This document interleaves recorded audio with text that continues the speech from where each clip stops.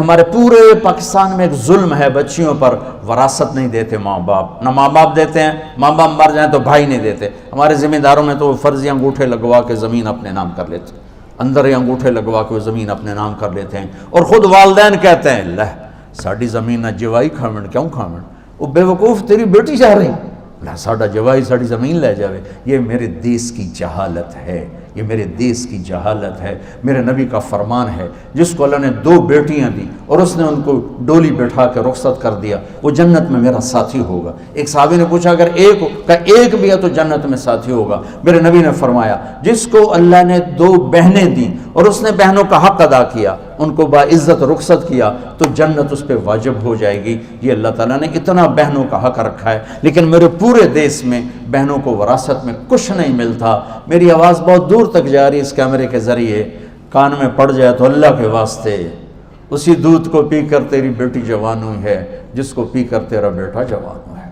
اسی پانی سے تیری بیٹی بنی ہے جس سے تیرا بیٹا بنا ہے۔ ایک چھت، ایک تھالی، ایک پیالی میں سب کچھ دے کر، اور پھر یوں ظلم و ستم کہ کوئی نہیں بتائیں۔ ہمارے پنجابی میں، ہمارے علاقے میں جہیز کو داج کہتے ہیں، داج تینوں داج دے چھڑیا بس بس ہوں اور کشا نہیں ساڑھے کو۔ یہ ظلم و ستم میرے دیس کا اجتماعی ظلم ہے، اور جہاں ظلم ہوتا ہے وہ اللہ کی رحمت اور مدد اٹھ جاتی ہے۔ میں ہر دفعہ ایک واقعہ سناتا ہوں چھوٹا سا۔ میں رائمنڈ پڑھتا تھا، جس استاد سے میں نے قرآن سیکھا اور پڑھا، میں ان کے پاس شہد کی بوتل لے گیا گھر کے باغ کی۔ میں نے کہا استاد جی آپ کے لیے شہد لایا ہوں۔ فرمانے لگے کہاں سے لائے ہو؟ میں نے کہا جی میرے اپنے باغ کا ہے آم۔ میں نے کہا جی میرے اپنے باغ کا ہے۔ تو اب میرے استاد کا سوال سننا۔ کہنے لگے تیرے باپ نے اپنی بہنوں کو زمین میں سے حصہ دیا تھا؟ یہ سوال کیوں کیا ہے؟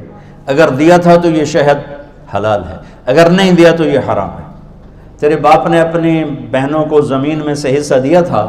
میں نے کہا جی الحمدللہ میرے پیو دی بہن ہی کوئی ہے۔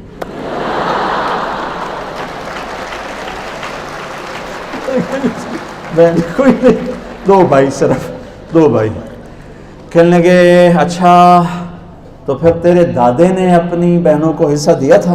میں نے کہا جی میں اس لیے پیدا ہی کوئی نہیں ہوا اور میں نے کی پتہ دیتا ہے کہ نہیں دیتا۔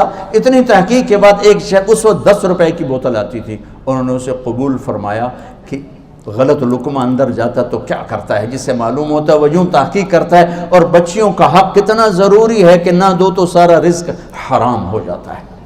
یہ وہ میرے نبی کے بتائے ہوئے دروس زندگی ہیں جس سے تمہاری زندگی خوبصورت بنے گی، عالی شان بنے گی۔